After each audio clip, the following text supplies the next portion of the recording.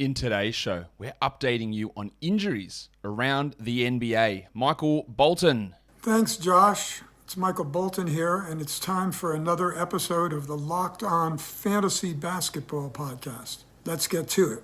Let's get to it, indeed. You are Locked On Fantasy Basketball, your daily fantasy basketball podcast, part of the Locked On Podcast Network.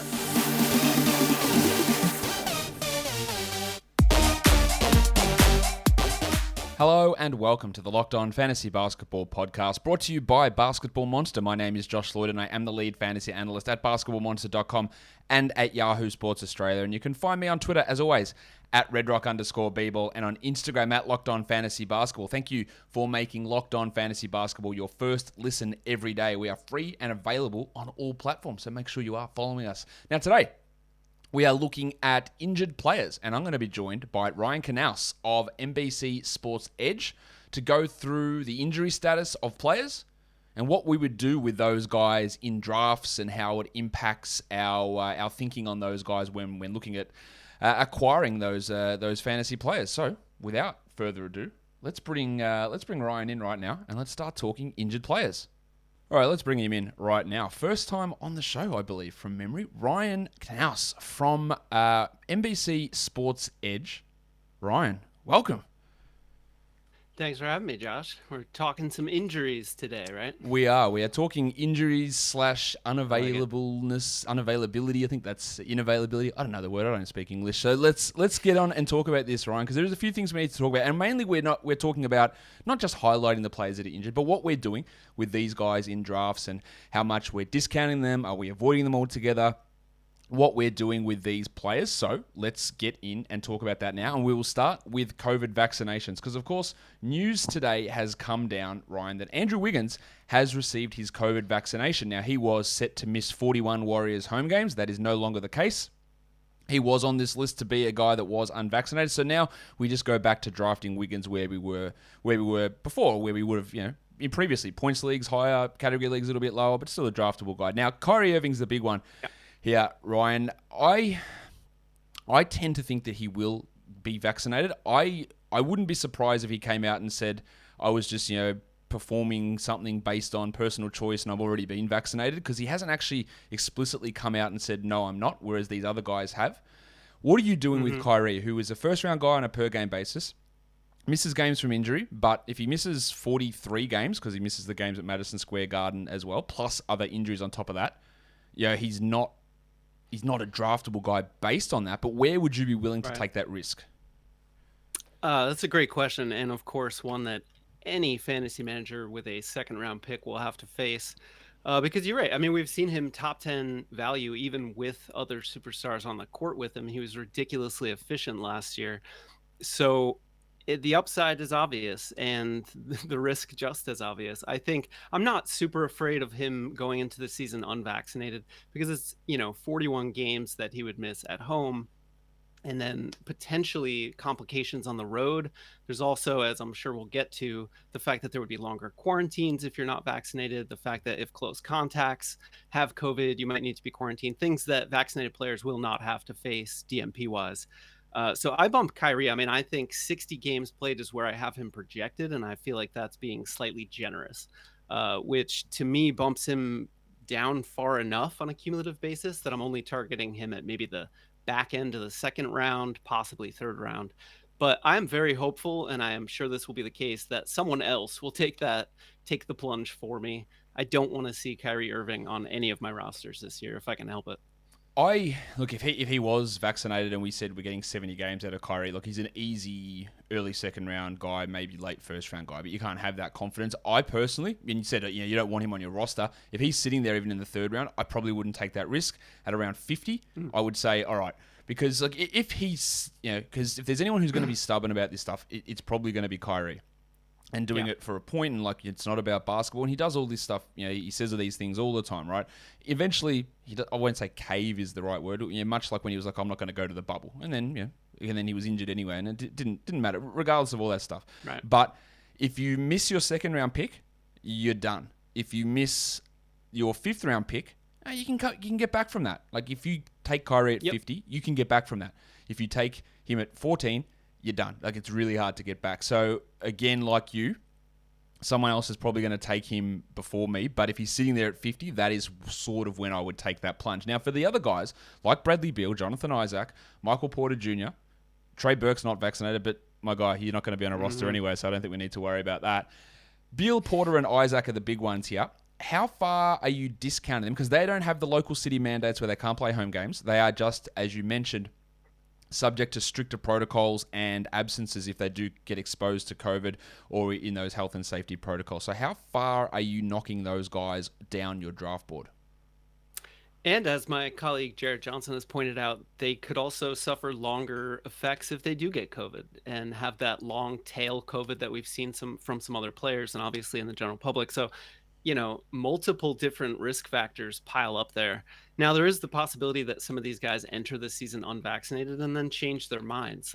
We don't know. So that's another variable, I suppose. But at the moment, when I look at Beal, MPJ, and Isaac, I think I'm discounting them something like 5 games, 5 to 8, somewhere in that range. That's what I've done. I'm not trying to penalize them unduly. You know what I mean? I'm not going to knock them down 20 games where MPJ becomes like a 4th, 5th rounder. But at the same time, you have to address the reality that these guys are at increased risk for DMPs. So I think 5 to 8 game discount is substantial enough when you look at the cumulative ratings.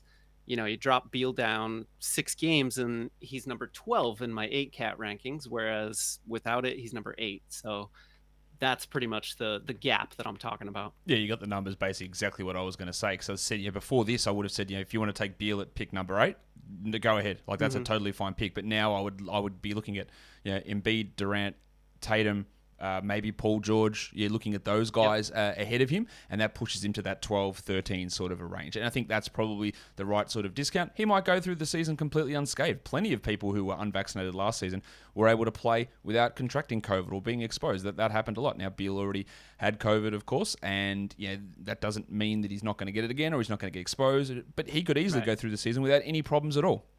So I agree with that sort of 4 to 5 spot drop and 5 to 8 game reduction in their value for all of those players. So we're spot on with that one.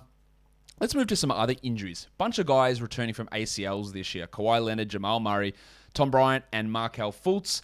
Let's start with the 2 best players on that list, Leonard and Murray. That report came out a few days ago, Ryan, saying, people are optimistic that Kawhi is going to come back. My point on this, or my opinion on this, is pretty well known. I'm just not bothering to draft Kawhi Leonard. If he does come back, maybe absolute best case, it's March. And then it's a heavy minutes limit. It's back-to-back restrictions. And if you do draft him, you are going to have one of your injured reserve slots taken up for all of that time. And that just has an impact on what you do because other guys are going to get hurt. So I'm just not bothering with Kawhi. People go, what if you do it in the last pick and then you put him in the injured slot? But the same thing happens is when 2 guys get hurt, then what do? You just drop him anyway. So it's a little bit of a waste to me. I'm not bothering anywhere with Kawhi or Jamal Murray for that matter.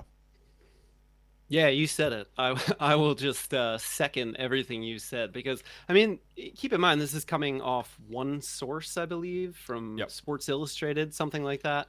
And Kawhi is notoriously cagey about his return dates. He's notoriously in control. And I think with the Spurs, we saw that rift develop because their training staff was saying one thing, hey, you can play, you're at a point in your rehab where you can get out there. Kawhi didn't think he was ready. I think he played and got hurt again, and that was the end of it, So they are going to treat him with kid gloves. It's whatever he and his team thinks is best. That's what's going to happen. You said it. When he comes back, absolutely, minute limits in place, rest in back-to-backs, busy stretches of schedule, all those things. And that's going to be right at the time of fantasy playoffs when you're going to be getting those DMPs. And again, why tie up an IR spot? Even if you have 2, you're probably going to need to use those. Now you're losing that replacement value. So there's a whole trickle effect. And for all the reasons you stated, and probably more I haven't thought of, I will not go near Kawhi or Jamal Murray, who's basically in the same boat. Maybe a little bit more optimistic about him in terms of his mentality when he comes back, willingness to play, busy stretches, etc. But still, without a timetable to return, it's a no-go. These guys, Kawhi tore his ACL in June. I know it's only a partial ACL tear, but if you look at partial ACL tear recoveries, non-surgical, they can be back 3 to 4 months, but he had surgery. So it's still a graft on that ACL, and maybe it's an 9-month, 8-month. Like Spencer Dinwiddie had a partial ACL tear. We can't say they're necessarily the same. He may have been ready for the NBA Finals. So after doing it in December, he may have been ready in July. So that's 7 to 8 months, maybe. And even now, he still hasn't. Right. He's not fully cleared. He expects to be, but he's not fully ready to go. And then Murray did his in April. That's a 12-month return is April. That's the end of the season. There's not worth it. Thomas Bryant injured in January. Same with Markelle Fultz at the beginning of January. Are you worrying about drafting those guys in a standard format? I don't think I am. Again, you're missing 2 to 3 months plus the return when they come back. Plus, there's other players in their position already there. Precisely. The last point you made, I think, is the clincher for me. The fact that the Wizards have Montrezl Harrell and Daniel Gafford, who they're going to start. I mean, there's too much competition. Markelle Fultz, obviously, he's going to come back, and Suggs is there, and you've got Cole Anthony. So too much competition, too much reason for them to rest, even, or be limited, I should say, when they are healthy. And the only positive reports that we've had about Thomas Bryant and his timetable and stuff have come from his agent. So even though there's been a steady drumbeat of positive news, it is exclusively from his agent. So and these guys, needless to say, not putting stock in that. These guys aren't good enough where they come back and go, everyone get out of the way because Tom Bryant's here. Everyone sit back. Exactly. Thomas Bryant's doing this. Or even Markelle Fultz. I know he's a number 1 pick, but it's not like, man, our franchise has saved Markelle Fultz's back. Like, they'll ease him back in and see where it goes. And maybe by March, he's putting up good numbers. But, that's 5 months after the beginning of the season. Now, if you are looking to start a fantasy basketball league, you get a bunch of friends who aren't necessarily into fantasy basketball. Sleeper is a new fantasy basketball app that helps bring people together to play fantasy basketball. It is a points format with their exclusive game pick format, much similar to fantasy football, where you only have to pick one game per week for those players. So get your friends, get your workmates, get your schoolmates involved in fantasy basketball and use Sleeper. Their app is very easy to use, very slick interface. The draft room's awesome. They've got dynasty formats, keeper formats, third round reversals an option there, which I wish all sites would introduce. But Sleeper, if you're looking to start a league with people and bring them into fantasy basketball, that is the place for you to go.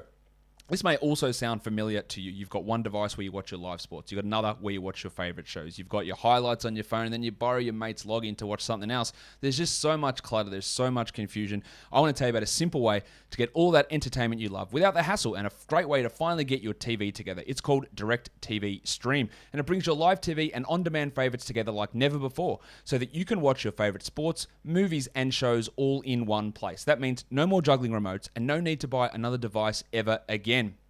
The best part, there's no annual contract. So get rid of the clutter and the confusion and get your TV together with Direct TV Stream. You can learn more at directtv.com. That's directtv.com. Compatible device required and content varies by package. Let's go on to the next injury package here, Ryan. And we're going to talk other knee injuries. DeAndre Hunter, who had, 2 or 3 knee injuries last season, and now we're sort of, maybe he's going to be ready to go for preseason. He was amazing before the knee injury last season, and he was brutally shithouse after the knee injury last season. I don't know which one's real. I don't know how much it was the knee injury making him not be able to shoot. I don't know how much the first 20 games were a fluke and hot streaks scenario, but he's going really late in drafts, and he's one of my really interesting late-round players. How worried are you about the fact that he injured that knee 3 times last season, and is it deterring you from drafting him? I'm pretty worried, sure. I mean, there's not much history to go on for him, so all you can say is he was hurt a lot last year, and as you said, came back, tried to play through it, couldn't, had surgery, came back, still hurt. 62 games is where I have him projected. Again, I feel like that's the highest I could comfortably put him. Maybe I'm being pessimistic and people disagree, but at 62 games, I see him as like right around 100 basically. So if he's there at 115, I'm probably going to take him. He seems like a popular player, but also the Hawks are very crowded. That wing position, there is just a lot of competition for playing time. So unless something happens to change that, a trade or an injury clears some time, even Hunter at full strength, I don't expect to see that top 50 guy that we saw for the first month or two of last season. So yeah, pretty concerned there. I'd be very surprised if he could do what he did at the beginning of last season. And you're right. We had this worry last season for the Hawks. Man, there's just so many players. Like, how are they all going to Yeah. fit in? And then they all just started getting injured. But, Bogdanovic and Reddish and Herter and Hunter and Collins and Gallinari and all these guys, and Delon Wright and Lou Williams and all these guys, they're fighting for minutes. So unless Hunter can reclaim that magic, there's no 34-minute, 25 usage role for him. It'd be pretty unlikely. And then James Wiseman, of course, who had that meniscus tear. He's scheduled to begin jumping, I think, 2 days before the season starts, so he's going to miss the beginning of the year.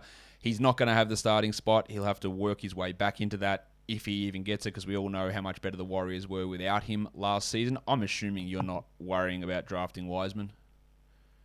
No, simply because, as you said, I mean, no fantasy upside was, evident last season. Steve Kerr has been very cautious in his speech about him. He says, hey, listen, everyone wants to see James Wiseman thriving, but if he's ready to contribute this year, then great. He'll be out there getting minutes. If he's not, we're going to be patient with him. I mean, the Warriors are looking to reclaim championship form, and they're not going to sacrifice that at the cost of Wiseman. I think if you look last season, I believe Wiseman in the starting five had the worst plus minus or net rating rather of any unit that the Warriors put out there. When they sub him for Kevon Looney, it was the best net rating. So they're not going to put him out there at the cost of wins, put it that way. Yeah, look, those numbers tell the story that watching the games would tell you as well. Like, it's all the same. Like, he just had no idea where he was on offense, on defense, and Looney just made things work better. And as soon as that happened, the Warriors went on that charge. Steph went bananas, and they worked themselves into that play-in mix. Unfortunately, weren't able to get through. Let's talk about some other injuries now. Bunch of guys with torn shoulder labrums. Pascal Siakam, Kobe White, and Onyeka Okongwu. Okongwu's not back till January. White's going to miss the first month of the season and then be pushed into a bench role. But I guess the interesting one is Siakam. I'm seeing him drop in drafts a lot, Ryan. I think that there is a per-game chance for him to be a top 30 player, 35 player this year. But I got him at 91 in the draft the other day. He's going regularly in the 60s or 70s. He's probably going to miss a month. I think that, we know that we got burnt so many times by Jaren Jackson last season about, he's going to miss a month and then he's going to be back. And then, of course, he never came back until the last 10 games of the season. I'm not as worried. I'm not worried about that with Siakam at all. It's upper body versus lower body, so there's no issue in terms of, not being able to work out and get his conditioning back or anything along those lines. I think I can take that first month hit of having no Siakam, and if I get him in the 70s, I think it's a pretty good deal, and he's available there in a lot of spots. I usually have a rule: I'm not drafting anyone entering the season injured, but I think with the discount you're getting with Siakam, I think I'll take that risk. I like that. If he's falling to 70, which I should check his ADP, but you're right. I think he's sliding considerably and even lower the more recent drafts that I've done, because he hasn't been cleared for contact. And, a lot of people have that rule. Why would I target someone who's injured to begin the season? His ADP, Ryan, just to let you know, it's 68 on Yahoo, and he's ranked 75th over there. So that's pretty much identical to where I have him. Per game and 8 cat, I've got him at 38. Yes, same. Cumulative, however, I have him at 67. So that's spot on. So, if he's there at 70, yeah, that's a reasonable bet. I'll take a guy with top 40 upside. And one thing I wanted to throw out there is a player like Siakam, and you could maybe extend this to the Kawhi and Jamal Murray group, is that if you're in a roto league and you have an 82 game limit, that changes the math, because now you could get some replacement value, and if those guys are on their bench, they're not necessarily hurting you because you're at least getting something for those games played. So a little bit higher on injured players in roto typically if they have game played limits for each position. So what you're doing, yeah, that's pretty much it. What you're doing there, if you are in that roto league, so it means basically you're getting 60 games of Siakam and then 22 games of the guy you pick in round 11. Really, like that's because if everyone's healthy, your 11, 12, 13th round players don't play in a roto league most of the time, but you're getting your 20 games of that. So it's not even a waiver wire guy that you're replacing him with necessarily. You're replacing him with one of your bench players, your 11th or 12th round player, which might be a DeAndre Hunter, someone we've already mentioned, someone who's sliding, and if he recaptures that form, then you got a little bit of value there. I really like Siakam in that area, and you talk about total value, and Siakam's going to be 68th or 70th, but if once he's rolling, like if he's back November, December, and then you're pushing into head-to-head playoffs and he's giving you top 30 numbers, top 40 numbers, well, then you've just stolen 20, 30 spots of value.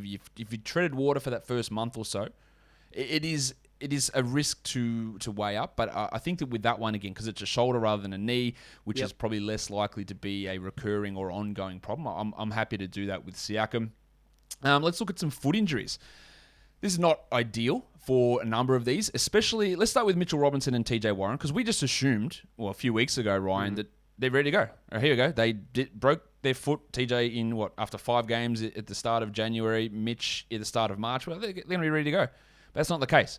Let's start with Mitchell Robinson, who it doesn't look like is going to be ready for preseason. To me, with that uncertainty, with Nerlens Noel there, I'll take Mitch, but it wouldn't be inside the top 100. I'm with you, simply because he was disappointing last year. He's got, as you said, a lower body injury. I'm glad that you've pointed out that distinction. That's huge. The one positive really that we heard over the offseason was that he'd been hitting the weight room and put on pounds of muscle, which probably not ideal for a guy who has a lower body injury and so forth. Maybe it'll help. Anyway, we could go down that, but injury wise, I don't think that benefits him. So yeah, I'm not eager to get it, especially since Noel is there. We heard that the Knicks are going to be conservative with Mitch Robinson, and he's not going to be a high usage guy. So exactly, if he's not getting the blocks, he's really probably not going to hit that ADP anyway. One thing I'll say about Mitch, there's a bunch of reasons I'm skeptical. One thing I'll say about Mitch, though, is last season where he plays 28 minutes a night, the block rate, it went through the floor. Like, it just disappeared because he was staying out of foul trouble and playing more minutes. But there is an argument to be made, Ryan, that if he does come back and they ease him in and play him 20 minutes, he might actually block the same amount of shots in 20 minutes versus in 28 minutes. Because he was under 2 a game last year, where in previous years he'd played 21 minutes and he'd be like 2.1 or whatever it was. So he could actually provide you the same value playing 7 fewer minutes per game. That's still going to be outside that top 100 zone. And TJ Warren, I am not drafting TJ Warren at all. This guy is a notoriously slow healer. That is nothing personal against him. He can't control that sort of stuff, but this is a consistent theme with him. He's broken his foot. It's still not ready to go. He's reevaluated in, I think the announcement was 3 weeks, about half a week ago. So maybe 2.5 weeks he's going to be reevaluated. I'm just not taking that risk with him at all for a guy that, it's been 10 months it's going to be since he had that foot fracture. It's still not ready to go. He's had plenty of foot and leg problems in his past. Yeah. I'm just not doing it. There's no way. Yeah, again, feel bad for him. He had a great campaign, but can't stay healthy. Even prior to the report that he was healing slower than expected and needed to be reevaluated, I was already off him, simply for the reason that he's never played more than 67 games in 7 NBA seasons. He can't stay healthy. And as you said, it's nothing personal. It's just the way it goes for him and the way his body reacts to injuries, whatever it might be. He seems to be prone to those sympathetic injuries where one injury causes overcompensation and then he gets hurt somewhere else. Just a guy that I'm kind of off, especially because his fantasy game is pretty narrow. He had a great year, but I don't love his role. Now you got a new coach coming in there. You don't quite know how that's going to affect him. You have plenty of offensive weapons around him. So really no upside for me. Rudy Gay is going to miss the start of the season. That doesn't mean a huge amount, except for those of you in deeper leagues. It means Eric Pascal probably moves into that role. But Zion Williamson, just casually sliding the news in that he has a foot fracture. They claim he'll be ready to start the season. But yeah, I was pretty big on Zion jumping up this season and playing more of a point forward role, getting those assist numbers up. He's already dominant in points and field goal percentage, but adding a few extra categories. But now, given that he's a big man, and he's a big man as well, and with a foot fracture, it's knocking him down a little bit for me. How far are you discounting Zion now when drafting, or are you just saying, well, he's going to be ready to go for the start of the season, so I don't care? No, I don't think you can. I mean, you can take that mentality, but that's not how I would approach it for a guy who's already had 2 major injuries in his very brief NBA career, is a huge human being, and whose explosive leaping ability is one of the bedrocks of his athletic appeal, fantasy appeal, all these things. So cause for concern. No need to freak out, but I was already lower than most of my NBC Sports Edge colleagues on him. And I think if you bump him down to, let's say, 60 games played, he's kind of like a 40-50 guy for me. So given the flaws in his fantasy game, the free throw shooting, and then a question for me and for you is, do you think he can improve his defensive stats? Have you seen evidence that he can be a steals and blocks guy? Because that is a big hole in his fantasy resume. And if he can fix that, he'll be a a freak. I mean, he would be fantastic. But do you see that in his future? The only evidence you have is the fact that he put up absolutely dominating defensive stats in college. Like what did he average? Like 2 blocks and 2.5 steals.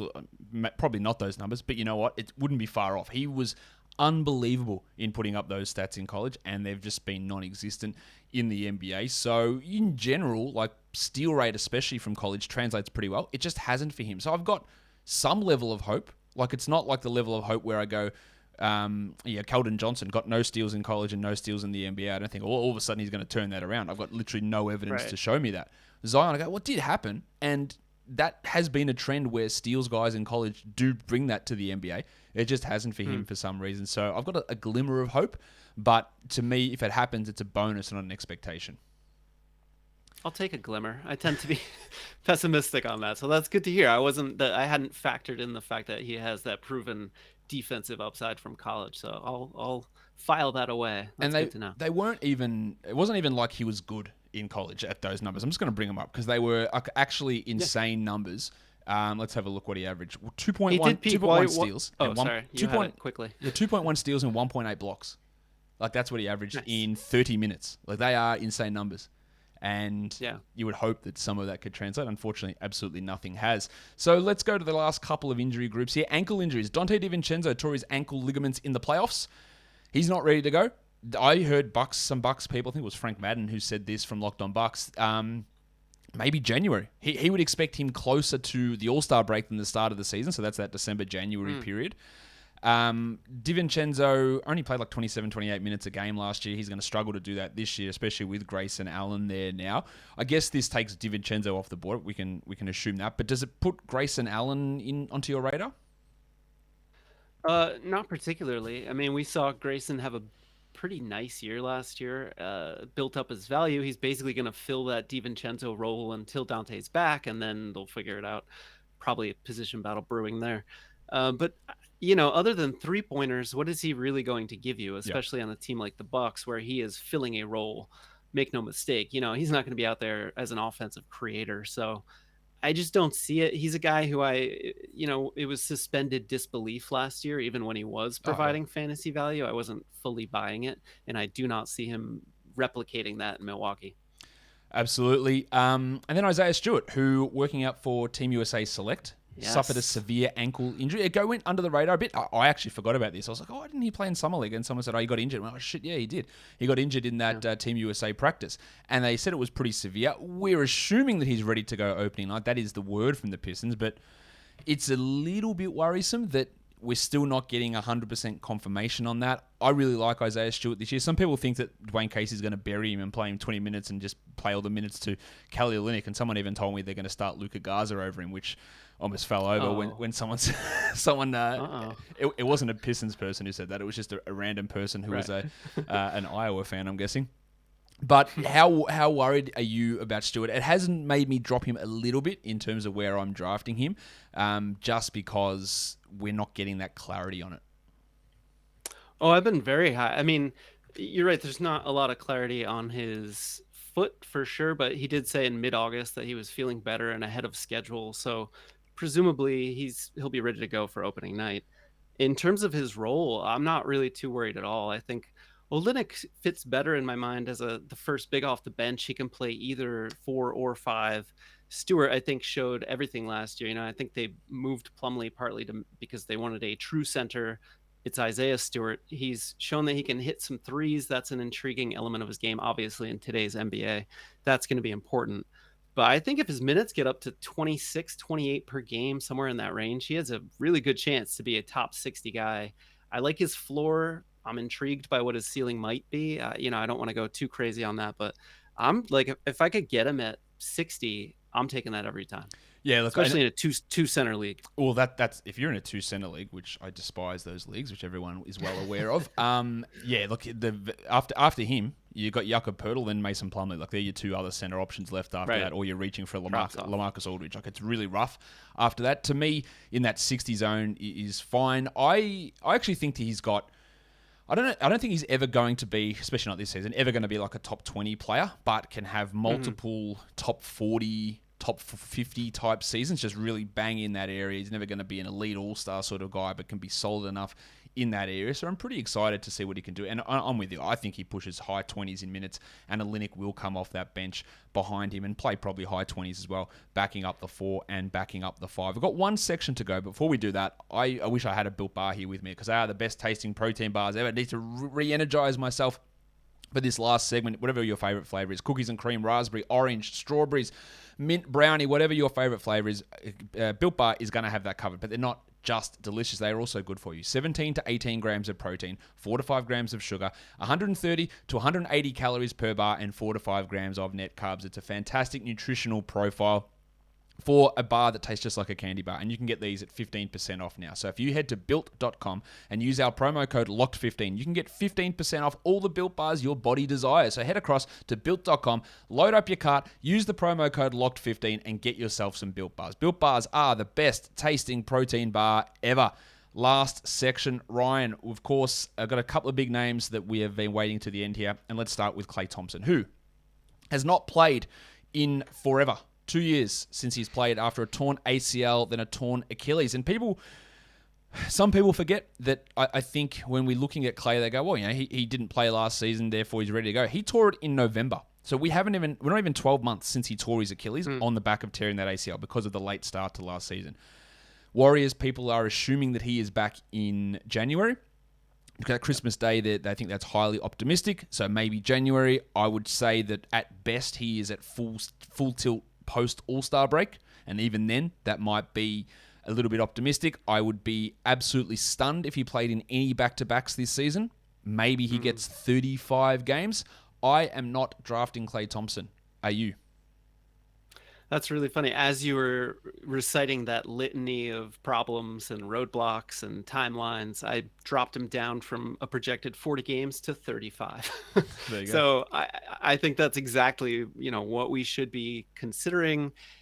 Now, there's that factor, as you said, where, if you manage to stash him away for 2/3 of the season, maybe you catch lightning in a bottle and he's fantastic and wins you multiple categories over the final months when it matters the most. I don't see it. I think his minutes are going to be limited, right? The DMPs are going to be killing. Rust might be a factor, obviously, after having not played for 2 years. There's just too many red flags here. So unfortunately, I'm excited personally as a fan of the game. I want to see him come back, all those good things. But, as you can probably glean from this conversation, I'm very hesitant when it comes to taking bets on guys like this. There's no way that I'm drafting, because again, if he comes back in January, Ryan, that's fine, and then you have to take him out of your IR spot, because he won't have that designation, or you can keep him there and not make any other move at all, which of course just torpedoes your team. So you have to activate him off IR, and then he plays 2 games a week, 3 games a week at 20 minutes a night for a month, and then still doesn't play back to back, and you get nothing out of it. It's just, and this is a guy that all that fantasy value was concentrated in having really high threes, scoring 20 points per game, and doing it with a high field goal percentage, because he doesn't get to the line ever. He gets no steals or blocks, no assists or rebounds. So you're relying upon him coming back, playing big minutes, having the same efficiency, scoring a ton, and while he's been out, everyone else is hitting threes at a higher rate. So the actual relative value of that category probably drops a little bit for him. So there's just no way that I want him. Now, I just realized I forgot to put someone on this list, and that's Karis LeVert with his stress fracture in the back. I know your colleague, Dr. A, was massively high on him on my podcast earlier in the week, or last week. He's like, I'm taking him in the top 50. And the next day I was like, nah, he's broken his back. What are you doing with LeVert, who's had foot injuries, knee injuries, obviously the carcinoma, and now a stress fracture? Is that an avoid? They think he'll be back for opening night, but I don't feel great about drafting him at this point. So they say back for opening night. I find it hard to believe. I mean, a stress fracture in your back and you're going to be playing in a matter of weeks. Maybe. I'm not a doctor, but it doesn't sound good. I certainly had to drop him down considerably in the ranks, and, tweaking his games played did just that. I think I was all for, around 50 previously. I thought he showed enough last season that the Karis LeVert we expected is here, the skills, the multi-cat tools, all on display. However, again, now you're facing increased competition, a new coach. and a fractured back. So how do you possibly put that in the top 50? I can't. I'm more around 100 at this point. Oh, so you're even lower. I'd probably look maybe... I had to, yeah. I think maybe in the 80s is where I'd look at him. He'll probably end up going higher than that.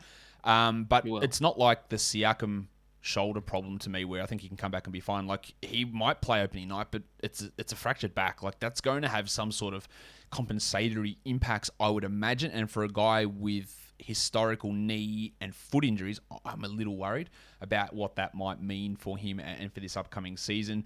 Serge Ibaka he's not going to be an impact guy, but maybe that boosts if it's a Zubac's numbers. But I don't want to talk about him too much. But the other one is Victor Oladipo, who, of course, was pretty poor in terms of efficiency last season, had the knee injury, which then turned into another quad surgery. It hasn't been the same for 2+ years.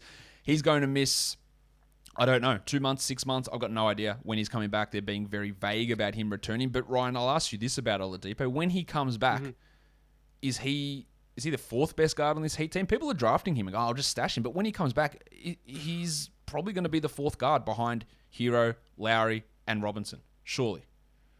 Agreed. Yes, and this is a case of someone's name just has so much more cachet than what they're actually going to bring to the table. Because if you've had him in the past and he was a top 30 player, that it's hard to scrub that memory from your brain. But that's not the player that we have. It's not going to be Oladipo the rest of his career, frankly, because it's very unfortunate. But he's had all these injuries pile up, and you see it in the fact that no team wanted him. Even this summer, he had to sign a 1-year minimum contract because that's where he's at in his career. This is just a sort of make good anything he can do on the court is a bonus for the Heat situation. So no, I think they're going to treat him very carefully when he's back. As you said, he might be the fourth guard in the rotation, so playing time's not even a given. When he will return is still unclear. I believe that the most optimistic thing we heard was again from his agent, very helpfully. So yeah, I have nothing optimistic to add, unfortunately, in the Oladipo arena. Yep, absolutely no interest in drafting him this season. Ryan, that'll do it for us covering injuries and what we're doing with these guys heading into drafts. So thank you for coming on, and tell people, A, where they can find you over on Twitter, and B, what stuff you've got coming out they might be interested in. Great. Yeah, you could find me on Twitter at Ryan Knaus, Knaus. And just working on the NBC Sports Edge draft guide. As I cited my projections multiple times, I have top 250 rankings for every possible fantasy league setting based on projections. You can actually download a spreadsheet and alter anything you want, and it'll automatically update all the rankings. So pretty powerful tool that you can get at NBC Sports Edge. Go and follow Ryan if you're not already. Ryan, thanks for coming on with me. Thanks a lot, Josh. And that'll do it for today's show. Don't forget to follow this podcast, Apple Podcasts, Google Podcasts, Stitcher, Spotify, and on the Odyssey app. We'll have another show coming today, a 20-team, 9-category snake mock draft. That is coming later today, so don't miss out. And if you're on YouTube, thumb me up, ring the notification bell, leave a comment down below. Guys, we are done here. Thank you so much for listening, everyone. See ya.